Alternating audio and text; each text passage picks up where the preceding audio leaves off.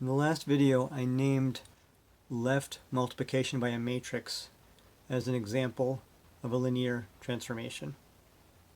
And I said, by the way, this is the most important example of a linear transformation. And now I want to be more explicit and tell you why.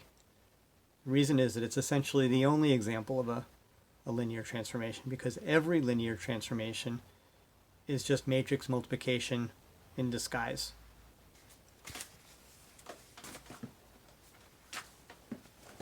So let's start with one of the linear transformations in the last video. So let's let V2 and V3 be the spaces of polynomials of degree less than or equal to 2 and less than or equal to 3. And let's revisit the linear transformation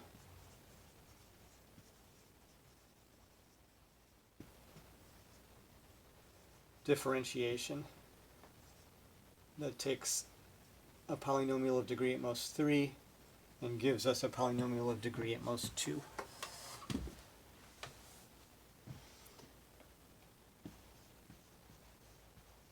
So natural basis of V3 is 1x x squared x cubed, and a natural basis of V2 is 1x x squared.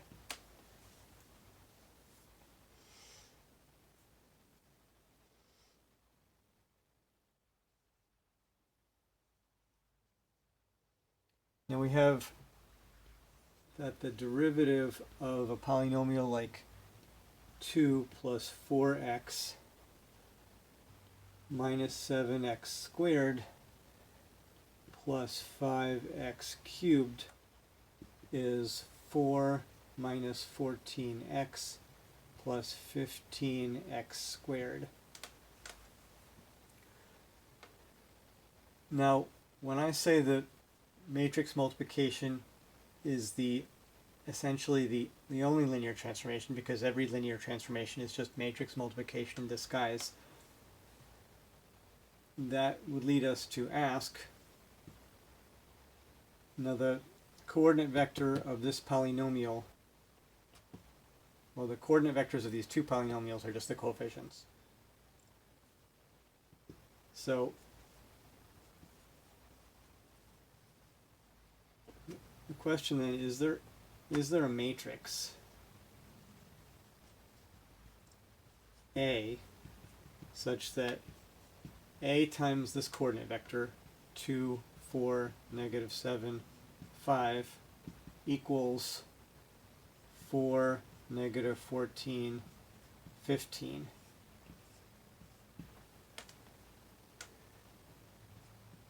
So these are the coordinate vectors of the polynomials with respect to the natural bases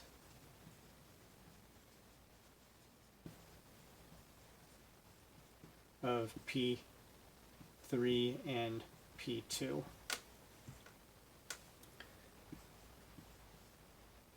And the answer is yes. That matrix is 0, 0, 0 in the first column, 1, 0, 0 in the second column, 0, 2, 0 in the third column, and 0, 0, 3 in the fourth column. So let's check.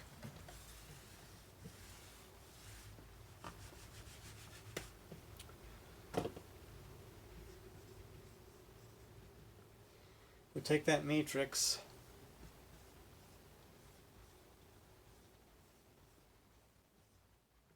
oops, the 3 goes in the last position.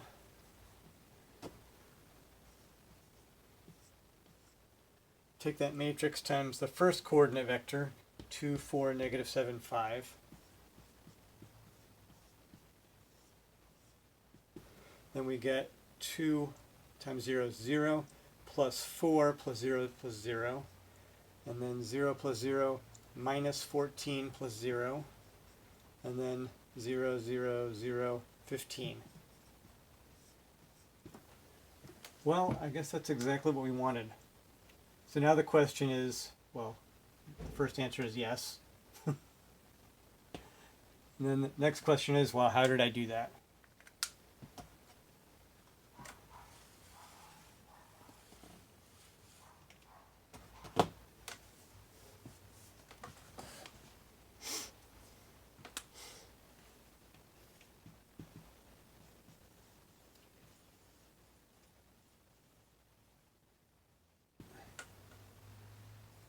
So how does one find such a matrix?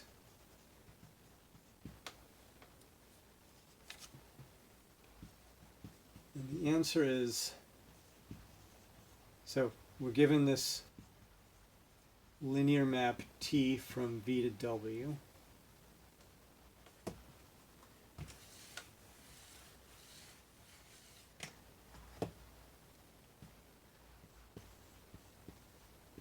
We'll choose bases for the two spaces. So let's say B equals V1 through Vn for the first space. And C is W1 through, let's say, Wm for the second space.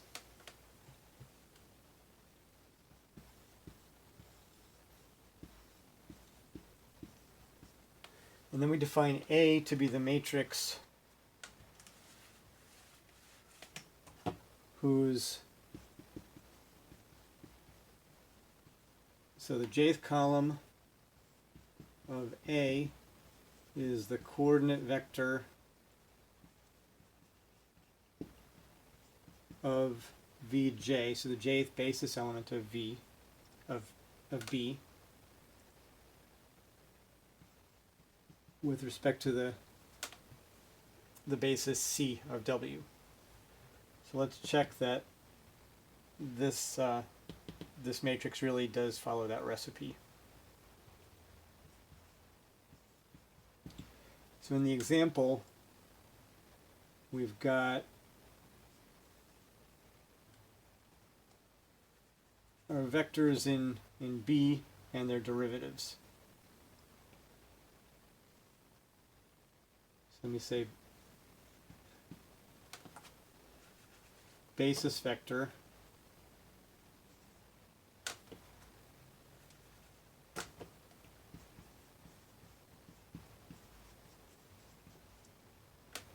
and derivatives. So we've got 1x, x squared, and x cubed. Their derivatives are 0, 1, 2x, and 3x squared.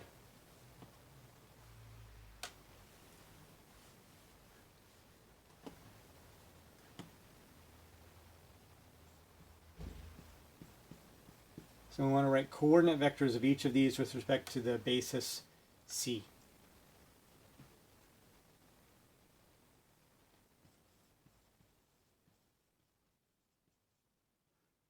The coordinate vector of 0 is 0, 0, 0.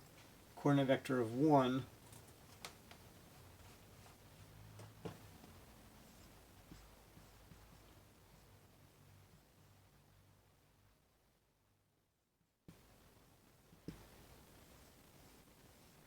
coordinate vector of 1 is 1, 0, 0. The coordinate vector of 2x is 0 plus 2x plus 0 x squared. The coordinate vector of 3x squared is 0 plus 0x plus 3 x squared. And you can see these coordinate vectors right there in the matrix.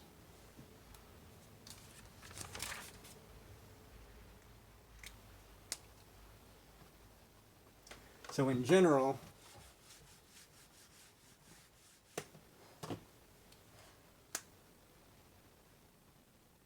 so if we're given a linear transformation T from V to W and these bases, then define the matrix of T from V to W with respect to bases B and C of V and W by the jth column of, so the matrix, let's say A, jth column A equals the coordinate vector of Vj with respect to C. We'll call that the matrix of A with respect to bases B and C.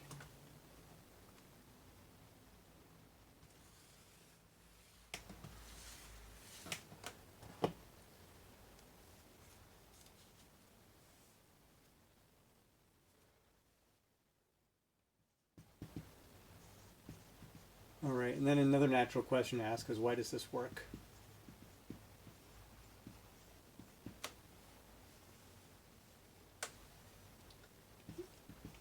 So the answer is that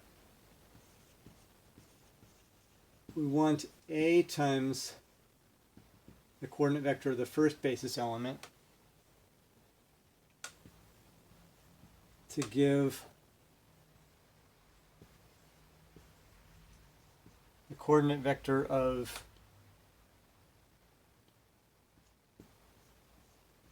TV1. We want A times 0, 1, 0, 0, 0, 0 to give the coordinate vector of T of V2.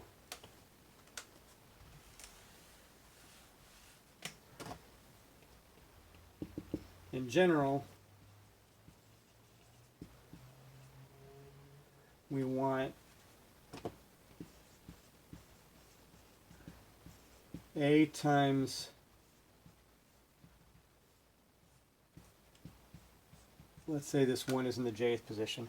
So A times the jth unit vector, some people would say, the vector with all zeros and a 1 in the jth position, to be equal to the coordinate vector of T Vj. But what is A times this unit vector of all zeros and a 1 in the jth position?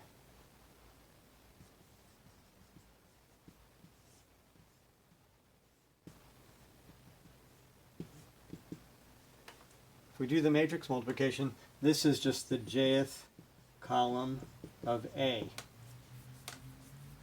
So putting that coordinate vector in the jth column of A is forced on us just because that's what we want the matrix to do.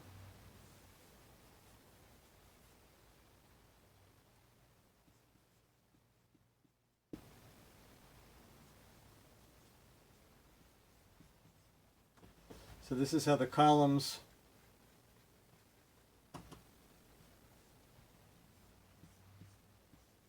of A are simply forced on us.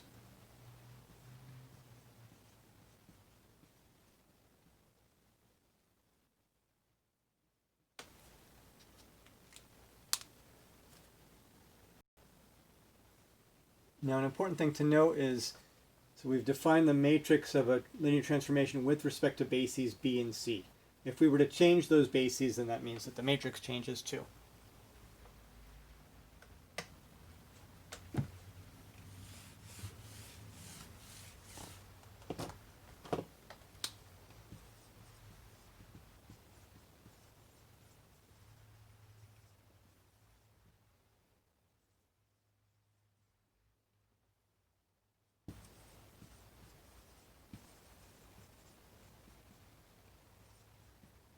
So if we change the bases, then the matrix of T changes too.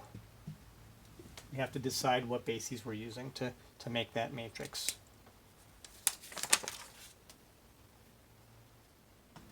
Now let me draw a diagram of what we've just done.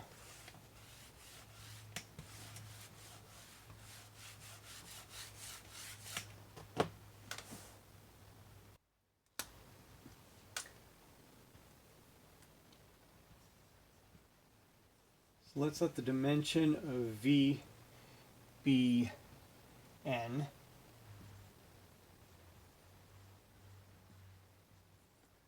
And let's let that have basis b.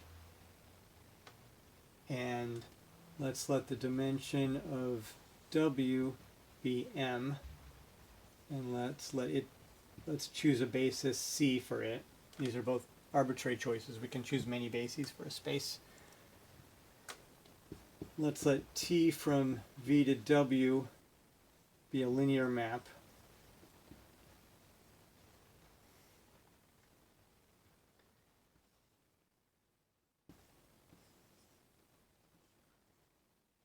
So we apply t to an element of the vector space v to get an element of the vector space w. Now the matrix version is we're going to use b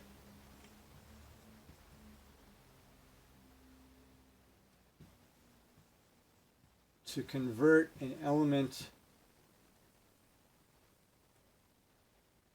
v of the vector space capital V to a coordinate vector in Rn. So we convert an element of the vector space V to an element of Rn. Then we left multiply by A.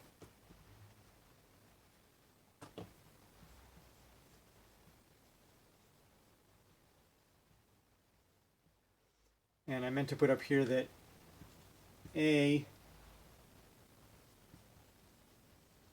is going to be the m by n matrix with real entries. And that's the matrix of T with respect to the bases B and C.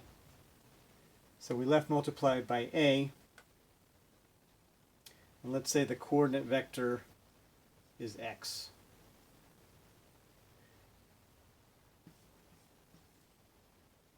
And then we get something in Rm, which is ax. And then we use the basis C to interpret ax as an element of W. So we might start with polynomials, and then we convert the polynomial into a coordinate vector.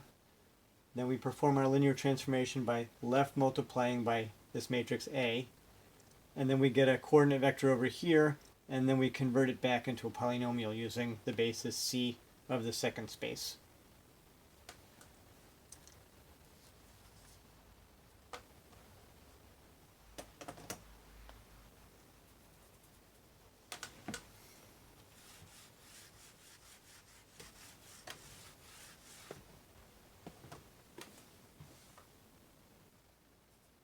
Now, as another example, in the last video, we considered a map from polynomials of degree at most 2 to polynomials of degree at most 3 by multiplying a polynomial by x.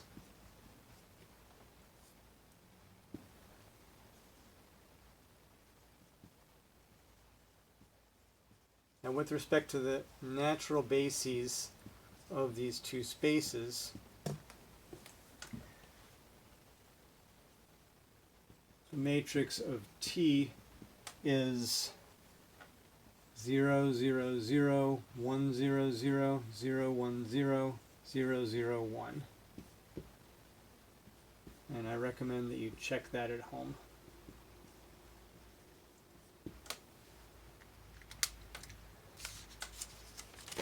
Now let's do a more difficult example together.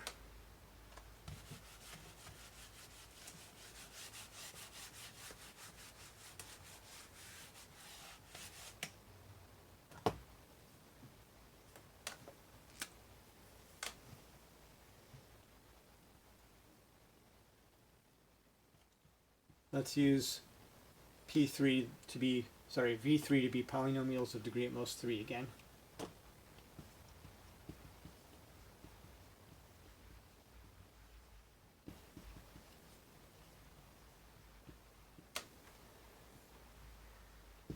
And let's define T from V3 to itself. So I'm using two vector spaces that are the same rather than V and some different W. By P of X gets mapped to P of X minus 1. So we plug in an X minus 1 wherever there was an X.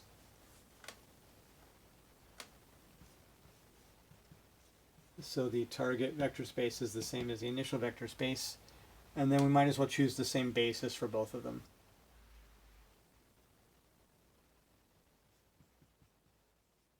Let's find the matrix of T with respect to BB,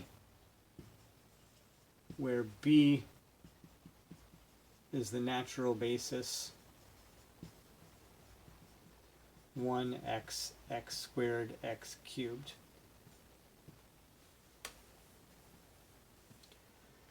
So the columns are going to be coordinate vectors we get by applying T to the basis elements once at a time. So T of 1 equals, if we plug in, well, there's no x's, so we just get 1. T of x equals x minus 1. T of x squared is x minus 1 squared, which is x squared minus 2x plus 1. T of x cubed is x minus 1 cubed, which is x cubed minus 3x squared plus 3x minus 1.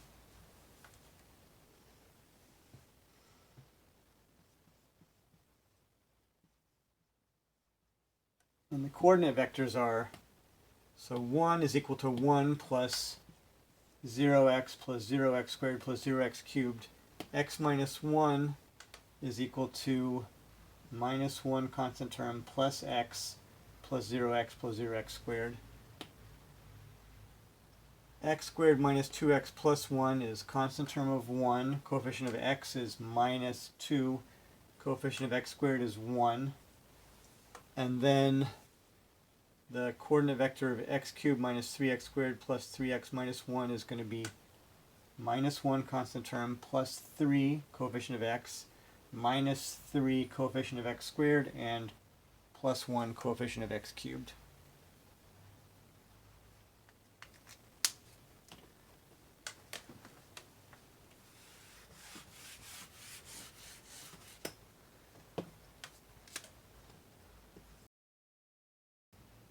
T of some polynomial a0 plus a1x plus a2x squared plus a3x cubed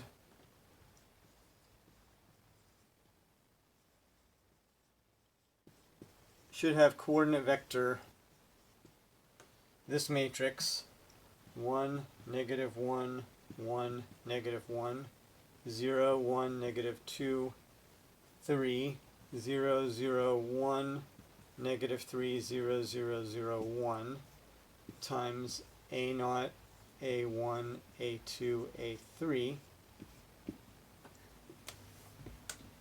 which is a0 minus a1 plus a2 minus a3.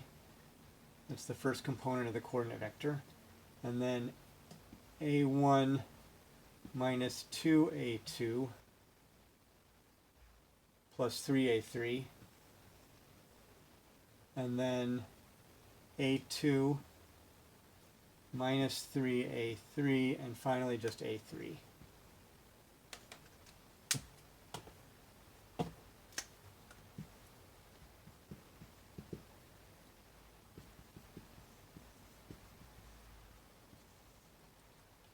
That is, it should be, T of this polynomial should be a0 minus a1 plus a2 minus a3 plus a1 minus 2a2 plus 3a3x plus a2 minus 3a3x squared plus a3x cubed, taking these components of the coordinate vector and turning them back into a polynomial. So let's check this. The map is to plug in x minus 1 everywhere there's an x. So by definition, p of x gets mapped to p of x minus 1. We have t of a naught plus a1x plus a2x squared plus a3x cubed equals a naught plus a1x minus 1 plus a2x minus 1 squared plus a3x minus 1 cubed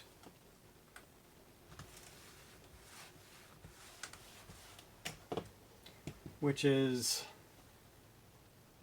a naught plus a1 x minus 1 plus a2 x squared minus 2x plus 1 plus a3 x cubed minus 3x squared plus 3x minus 1, which has constant term a naught minus a1 plus a2 minus a3, and coefficient of x a1 minus 2a2, because we've got minus 2a2x, and then plus 3a3x, plus 3a3, and then the coefficient of x squared is a2 minus 3a3, and the coefficient of x cubed, there's only one x cubed, it's right there, plus a3 x cubed.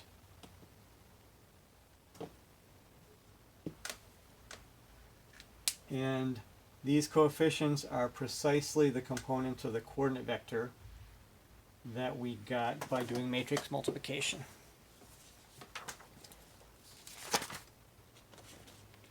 The end.